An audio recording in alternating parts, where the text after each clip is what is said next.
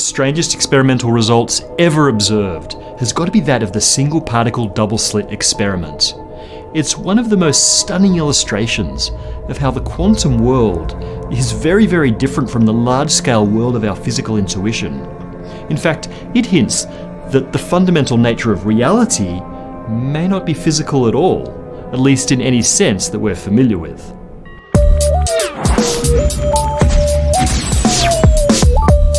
Let's start with the familiar. In fact, let's start with a rubber ducky.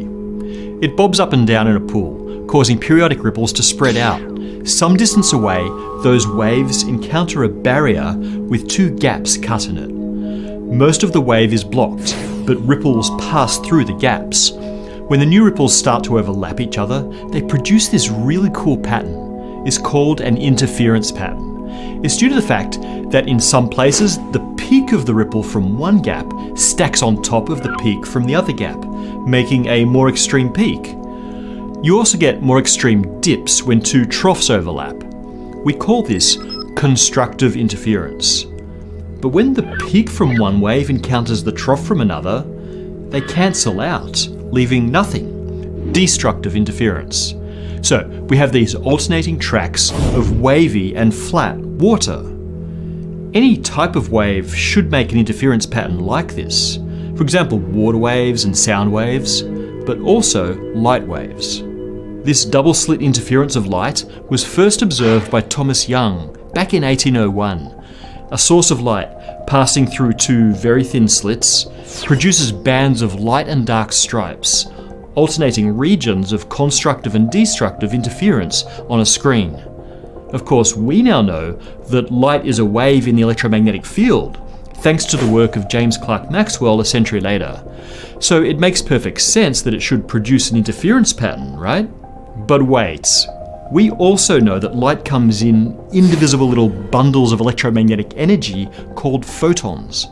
Einstein demonstrated this through the photoelectric effect, but his clue came from the quantized energy levels of Max Planck's blackbody radiation law. Check out our episode on this for the details. Okay, so each photon is a little bundle of waves of electromagnetic field, and each bundle can't be broken into smaller parts. That means that each photon should have to decide whether it's going to go through one slit or the other. It can't split in half and then recombine on the other side. That shouldn't be a problem as long as you have at least two photons. One photon passes through each slit, and then the two photons interact with each other on the other side and produce our interference pattern. But here, we get to one of the craziest experimental results in all of physics. The interference pattern is seen even if you fire those photons one at a time. Well, let me back up a bit. The first photon is detected as having arrived at a very particular location on the screen.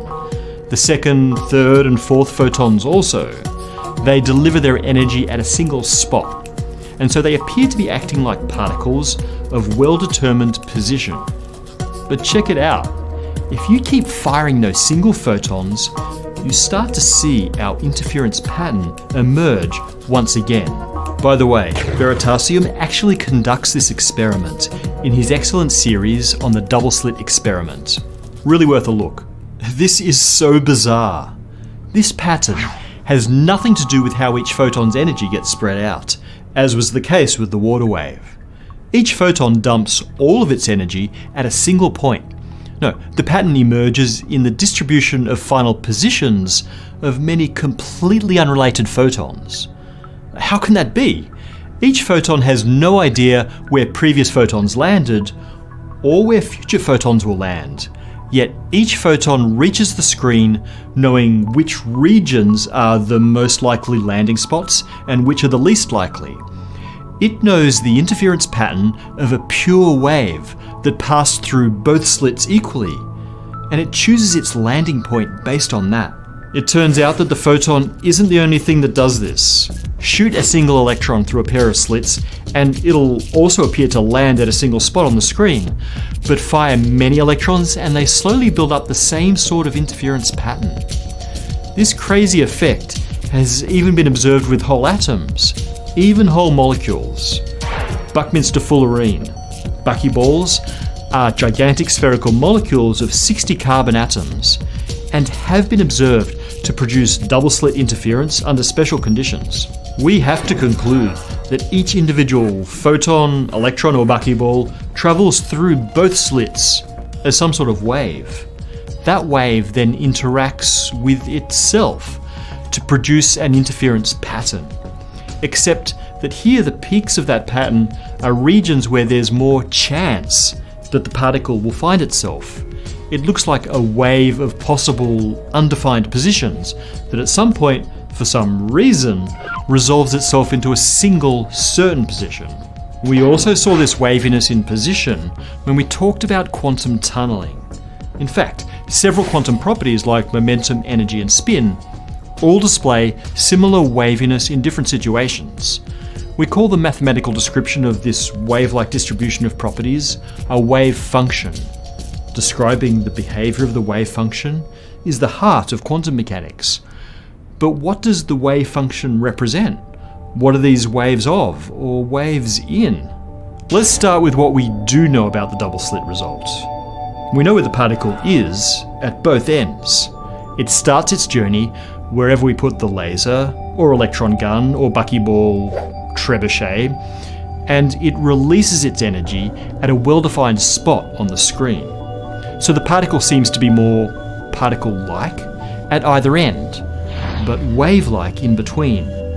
That wave holds the information about all the possible final positions of the particle, but also about its possible positions at every stage in the journey. In fact, the wave must map out all possible paths that the particle could take. We have this family of could-be trajectories from start to finish.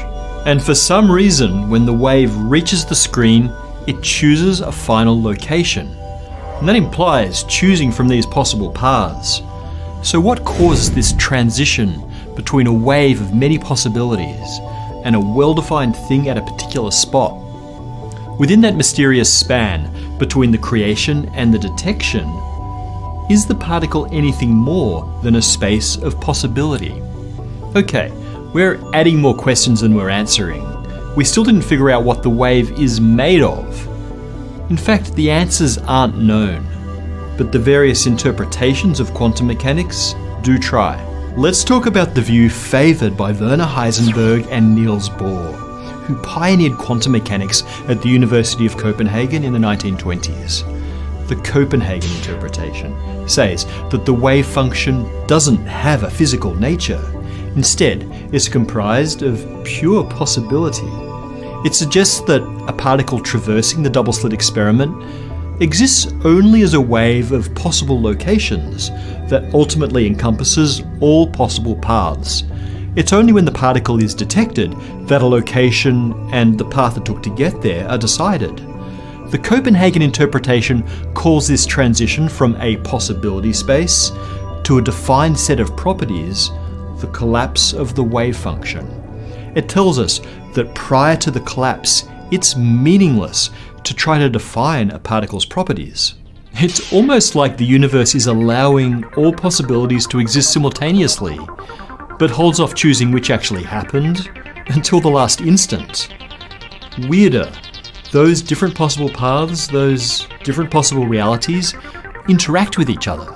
That interaction increases the chance that some paths become real and decreases the chance of others. There's an interaction between possible realities that is seen in the distribution of final positions, in the interference pattern. That pattern is real, even though the vast majority of paths involved in producing the interference never attain reality.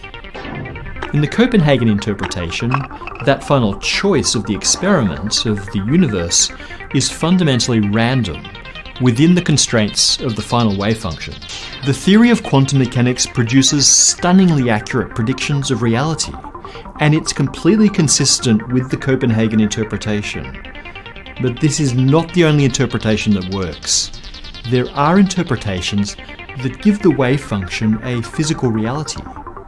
Remember, we know that light is a wave in the electromagnetic field, and quantum field theory tells us that all fundamental particles are waves in their own fields. This may give us a more physical medium that drives these waves of possibility. And if you thought the Copenhagen interpretation was freaky, wait till we get to the many worlds interpretation, which we will, right here on Spacetime.